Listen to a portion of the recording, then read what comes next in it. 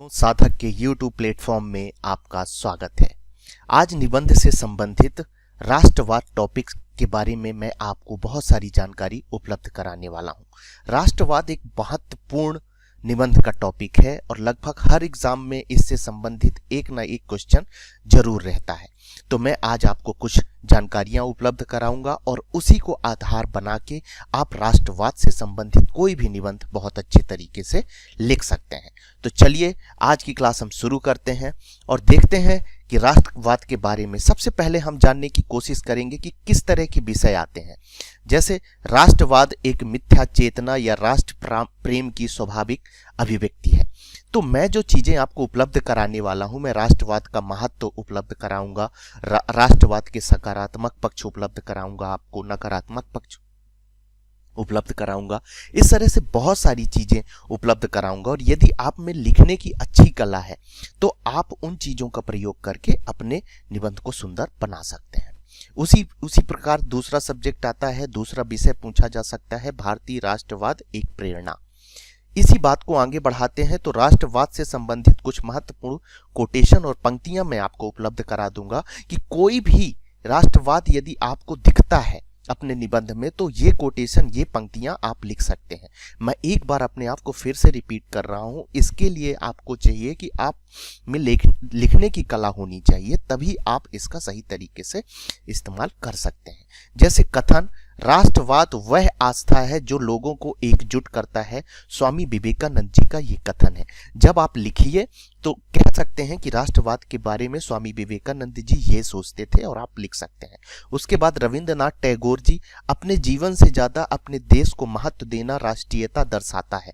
यह भी एक महत्वपूर्ण स्टेटमेंट है। और दूसरी बात ये भी याद रखिए कि राष्ट्रवाद जैसे जब विषय आते हैं तो स्वामी विवेकानंद हो गए, रविंद्रनाथ टैगोर हो गए, ये ऐसे व्यक्तित्व हैं जिनके बिना आप राष्ट्रवाद के निबंध को पूरा नहीं लिख सकते हैं। इनका उल्लेख कहीं ना कहीं आपको करना ही होगा। इसी प्रकार महात्मा गांधी जी कहते हैं कि राष्ट्रवाद लोगों में मातृभूमि के प्रति जिम्मेदारी की भावना जागृत करता है।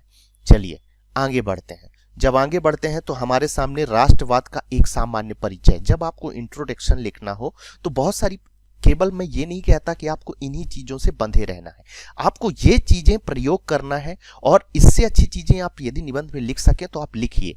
मैं आपको कुछ कीवर्ड देता हूं, ठीक है। जैसे सामान्य वर्ग में, सामान्य परिचय में लिखना है तो राष्ट्रवाद एक आंतरिक भाव है जो देश विशेष के लोगों को एकता के सूत्र में बांधता है। इस तरह आप लिख सकते हैं राष्ट्रवाद के परिचय में। आधुनिक लोकतंत्र की तरह राष्ट्रवाद भी यूरोप की ही देन है, ये दूसरा कीवर्ड हो गया। राष्ट्रवाद के प्रतिपादक जॉन गॉटफ्रेड को कहा जाता है। फिर यदि आप राष्ट्रवाद के इतिहास के बारे में लिखना चाहते हैं कुछ बातें तो ये चीजें लिख सकते हैं। अमेरिकी स्वतंत्रता संग्राम 1776 की अवधारणा से राष्ट्रवाद का उदय हुआ। फ्रांसीसी क्रांति, मतलब अमेरिका स्वतंत्रता संग्राम 1776 और फ्रांसीसी क्रांति 1789। जब राष्ट्रवाद के बारे में लिख रहे हो तो आपको ऐसी चीजें लिखनी चाहिए। राजवंश के अंत के साथ स्वतंत्रता समानता की भावना प्रतिपादित हुई, यही राष्ट्रवाद का प्रमुख आधार बना। कौन बना? फ्रांसीसी क्रांति 1789। इटली जर्मनी एकीकरण भी राष्ट्रवाद को देख सकते हैं। नेपोलियन ने राष्ट्रवाद की भावना का प्रसार किया। तो ये ऐसे शब्द हैं, ये ऐसे कीवर्ड हैं जहां आपको कोई भी राष्ट्रवाद से संबंधित जब आप निबंध लिखें तो इनका प्रयोग जरूर करें। ये अट्रैक्टिव वर्ड हैं, ये आपके निबंध को सुंदरता प्रदान करते हैं। चलिए आगे बढ़ते हैं तो राष्ट्रवाद के अनिवार्य तत्व कौन कौन से हैं, ठीक है। आपको लिखना ही पड़ेगा अनिवार्य तत्व, कोई भी संबंध होगे। मैंने आप फिर से एक बार बोल रहा हूं, यदि आप में लेखन शैली अच्छी कला है तो आप इनका प्रयोग भली भात तरीके से कर सकते हैं। समान जाति का रक्त संबंध, हिटलर ने जर्मनी में आर्यों का रक्त के नाम पर राष्ट्रवाद का महिमा मंडित किया था। राष्ट्रवाद जहां आएगा वहां हिटलर जैसे लोग जरूर आएंगे। पॉजिटिव आए निगेटिव आए ये आपके लिखने के ऊपर डिपेंड करता है। समान धर्म, सभी इसे तो निगेटिव ही लिखेंगे। सही मुस्लिम राष्ट्रों का आधार एवं कई राष्ट्र यहूदी धर्म राष्ट्रवाद के नाम पर एकजुट है। कई, यहाँ पर ये बताने की कोशिश की जा रही है कि धर्म भी राष्ट्रवाद का निर्माण करता है, राष्ट्र का निर्माण करता है, समान भाषा, भावनाओं एवं विचारों को प्रेरित करती है और एकजुटता बांटती है। मैं क्या बोल रहा हूँ, अनिवार्य तत्व है। अनिवार्य तत्व का मतलब राष्ट्रवाद कैसे बन जाता है, तो समान जाति से भी राष्ट्रवाद बन जाता है, समान धर्म से भी राष्ट्रवाद बन जाता है, समान भाषा से राष्ट्रवाद बन जाता है। यदि समान संस्कृति और इतिहास है तो इतिहास परंपराओं को अमर बनाने के लिए उत्सव त्योहारों का आयोजन किया जाता है, ये भी राष्ट्रवाद बनने का एक प्रमुख अनिवार्य तत्व माना जाता है। समान राजनीतिक आकांक्षाएं हैं, यदि सभी राष्ट्रीय पार्टियां राष्ट्र को आगे बढ़ाने की एक ही विचारधारा के साथ आगे बढ़ती हैं तो ये भी एक तरह का राष्ट्रवाद कहलाता है। भौगोलिक निकटता, राष्ट्र यदि एक क्षेत्र और दूसरा क्षेत्र आसपास है और उनमें समान राजनीतिक विचार मिल रहे हैं, समान भाषा मिल रही है, समान संस्कृति मिल रही है, तो उसे भी राष्ट्र कहा जा सकता है। ठीक है, यूरोप में आपको ये देखने को मिलेगा। फिर राष्ट्रवाद के प्रकार कौन कौन से होते हैं, तो जातीय राष्ट्रवाद मैंने पीछे बताया आपको, सांस्कृतिक राष्ट्रवाद भी होता है, नागरिक राष्ट्रवाद भी होता है, वैचारिक राष्ट्रवाद, जहाँ के रहने वाले लोगों, राजनीतिक पार्टियों के वैचारिक मतभेद नहीं होते हैं बल्कि मतैक्य होते हैं, वहाँ वैचारिक राष्ट्रवाद का निर्माण होता है। प्रवासी राष्ट्रवाद होते हैं, कई राष्ट्रों से लोग आके और प्रवासी राष्ट्रवाद के रूप में एक राष्ट्र का निर्माण कर लेते हैं। अमेरिका के तौर पर आप इसे देख सकते हैं। जब आगे बढ़ते हैं तो राष्ट्रवाद की कुछ विशेषताएं हैं, देख लेते हैं। एक राष्ट्र एक सरकार होती है। राष्ट्रवाद में क्या होता है, एक राष्ट्र होता है, एक सरकार। ये तभी संभव है जब आपके विचार एक मिल रहे हों, जातियां, संस्कृतियां, बहुत सारी चीजें, नागरिक एक सोच रखने वाले जब लोग होंगे तभी ये चीज हो सकती है। समूह की भावनाएं, मैंने क्या बोला राष्ट्र के संबंध में कि हमें राष्ट्र को आगे बढ़ाना है, हमें अपने राष्ट्र की रक्षा करना है। जब इस तरह के अधिकतर नागरिक एक सोच रखते हैं, एक भावना रखते हैं, तो राष्ट्रवाद का निर्माण होता है। आगे बढ़ते हैं तो भेदहीनता, भाषा, संस्कृति, धर्म में भेद नहीं होना चाहिए, उससे भी राष्ट्रवाद। परिभाषित क्षेत्र होता है, समाज हित होता है, लोग एक दूसरे के अस्तित्व के लिए काम करते हैं, वहां भी राष्ट्रवाद होगा। अब हम राष्ट्रवाद के गुण के बारे में चर्चा कर लेते हैं कि ऐसे कौन से महत्वपूर्ण गुण होते हैं जो राष्ट्रवाद के लिए महत्वपूर्ण होते हैं। मैं एक बार फिर आपसे बोल रहा हूं, आप याद रखिए ये पूरा निबंध नहीं है, ये उन्हीं के लिए है जो अच्छी लेखन शैली का प्रयोग कर सकते हैं। मैं ये कहता हूं कि एग्जाम के एक दिन पहले जब आप एग्जाम देने जाएं तो इस पीडीएफ का प्रिंट आउट निकाल लें और देने से पहले एक नज़र सरसरी निगाह उस पर घुमा लें। तो इससे क्या होता है कि राष्ट्रवाद से संबंधित आप ऐसी स्थिति में आ गए कि राष्ट्रवाद से संबंधित कोई निबंध लिखना है तो आप उसे आराम से लिख सकते हैं। ठीक है, अब जैसे गुण कौन कौन से होते हैं राष्ट्रवाद के, तो देश प्रेम की प्रेरणा, व्यक्ति बड़े बड़े त्याग करने को तत्पर रहता है, ये होता है देश प्रेम की प्रेरणा। आपने देखा होगा शहीद भगत सिंह हो गए जैसे महान आत्मा हमारे भारत देश में, जब अंग्रेज ने हमें गुलाम बनाया था तो उसके लिए किस तरह से देश प्रेम उभर कर आ रहे थे, कितने शहीद होते थे, लोग हंसते हंसते फांसी के फंदे में झूल जाया करते थे। राजनीतिक एकता की स्थापना में योगदान, एक शक्तिशाली राष्ट्र के निर्माण में, भले ही विचारों से अलग अलग हो लेकिन जब राष्ट्र का नाम आता है तो उस राष्ट्र की सभी पार्टियां एक साथ होकर, एकजुट होकर काम करने लगती हैं। यदि हमारी चीजें आपको पसंद आ रही हैं तो आप लाइक कर सकते हैं, हमारे चैनल को यदि आप नए हैं तो सब्सक्राइब कर सकते हैं और साथ ही बेल आइकॉन दबाना ना भूलें। यदि हम कोई भी नई इंफॉर्मेशन मिले तो डालें तो उसकी नोटिफिकेशन आपको मिल जाए। अब हम आगे बढ़ते हैं, एक होता है राज्य का अस्तित्व। अब राज्य का अस्तित्व कैसे बनेगा, राष्ट्रीय चेतना वाला राष्ट्र ज्यादा स्थायित्व प्राप्त कर सकता है। उदारवाद प्रोत्साहन, राष्ट्रीयता आत्मनिर्माण के सिद्धांत को मान्यता देती है। सांस्कृतिक विकास भी एक महत्वपूर्ण पहलू है, राष्ट्रीय सांस्कृतिक विकास को प्रोत्साहित करती है। आत्मसम्मान की भावना, राष्ट्र के लिए कि आत्मगौरव की रक्षा करने की प्रेरणा देता है। ठीक है, राष्ट्रवाद। चलिए आगे बढ़ते हैं।